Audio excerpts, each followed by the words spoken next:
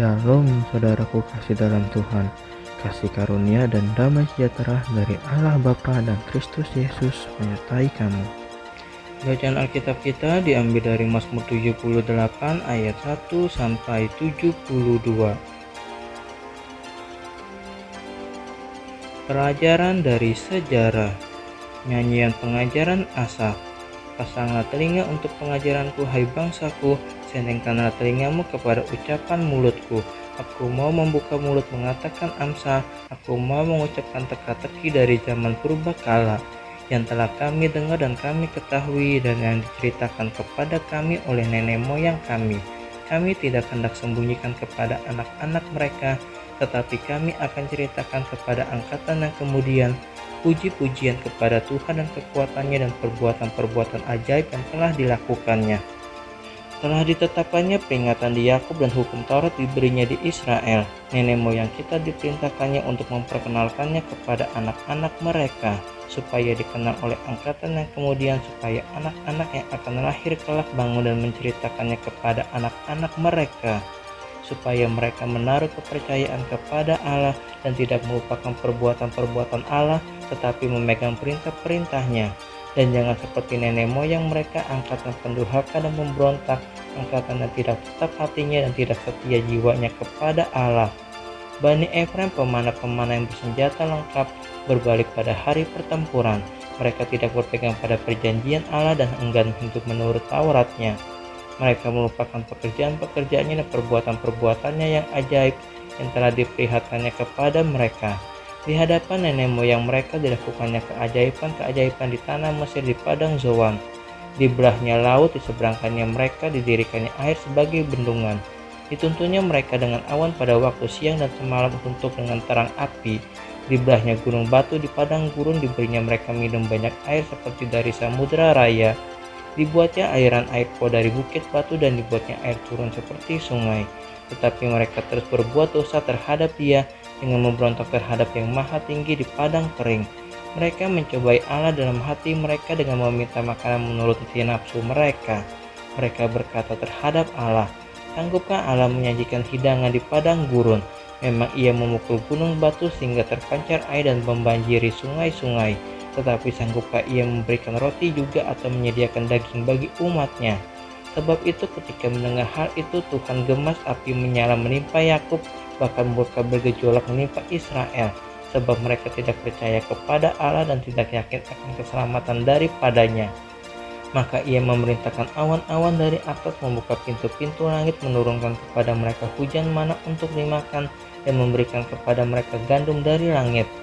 Setiap orang telah makan roti malaikat, Ia mengirimkan perbekalan kepada mereka berlimpah-limpah. Ia telah menghembuskan angin timur di langit dan menggiring angin selatan dengan kekuatannya. Ia menurunkan kepada mereka hujan daging seperti debu banyaknya dan hujan burung-burung bersayap seperti pasir laut. Ia menjatuhkannya ke tengah perkemahan mereka, sekeliling tempat kediaman itu. Mereka makan dan menjadi sangat kenyang. Ia memberikan kepada mereka apa yang mereka inginkan. Mereka belum merasa puas sedang makanan masih ada di mulut mereka. Maka bangkitlah murka Allah terhadap mereka. Ia membunuh gembong-gembong mereka dan menewaskan teruna-teruna Israel. Sekalipun demikian mereka masih saja berbuat dosa dan tidak percaya kepada perbuatan-perbuatannya yang ajaib.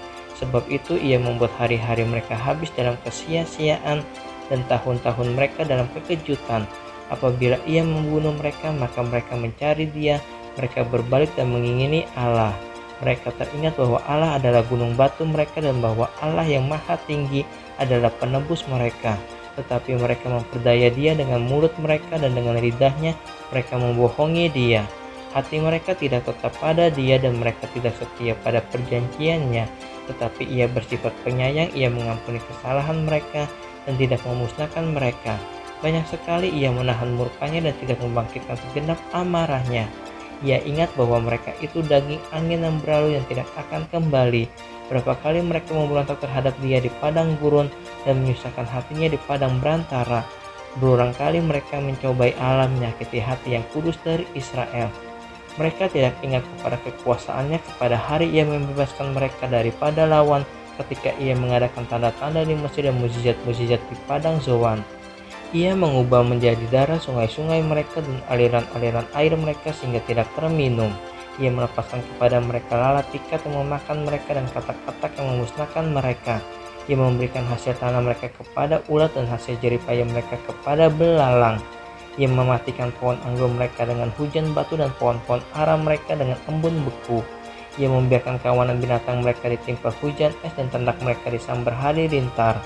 Ia melepaskan kepada mereka murkanya yang menyala-nyala, kegemasan, kegeraman, dan kesesakan suatu pasukan malaikat yang malapetaka.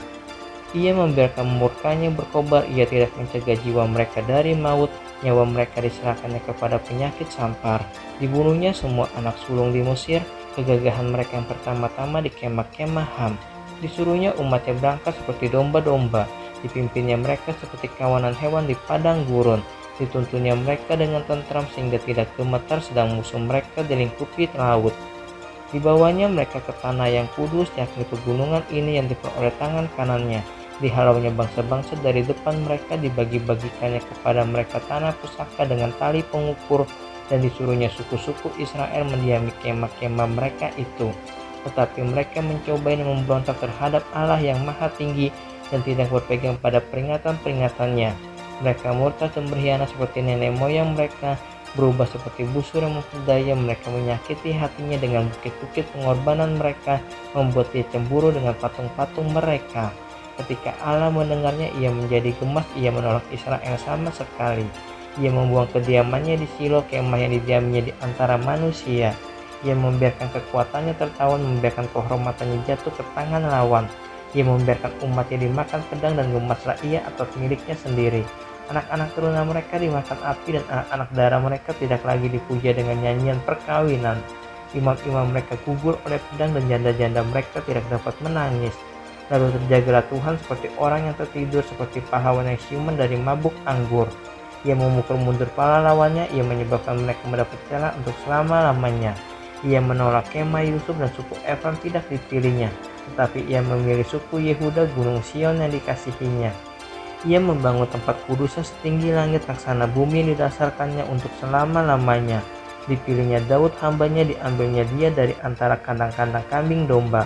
Dari tempat domba-domba yang menyusui didatangkannya dia, untuk mengembalakan Yakub umatnya dan Israel miliknya sendiri.